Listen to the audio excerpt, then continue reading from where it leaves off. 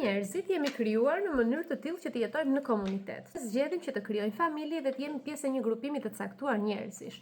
Në rasti konkret, krijojmë familje, martohemi, bëjmë fëmijë dhe ndajmë jetën me personin që kemi zgjedhur si shokun apo shoqen e jetës. Dhe në raste të tilla, zgjedhjet e tua personale prekin edhe personin tjetër. Dhe anasjellta, zgjedhjet e tij të prekin edhe ty sepse ndani përgjegjësitë, paguani faturat bashkë, paguani kredi, paguani qira, rrisni fëmijën, jeni të dy të detyruar që të qëndroni pranë fëmijës emocionalisht dhe jo vetëm në aspektin e nevojave bazike. Dhe në këtë rast, kur ti zgjedh të bësh diçka që evolon shpirtërisht edhe të përmbush shpirtërisht dhe personi në ekran nuk të kupton, s'është problem, ti ja shpjegon me qetësi.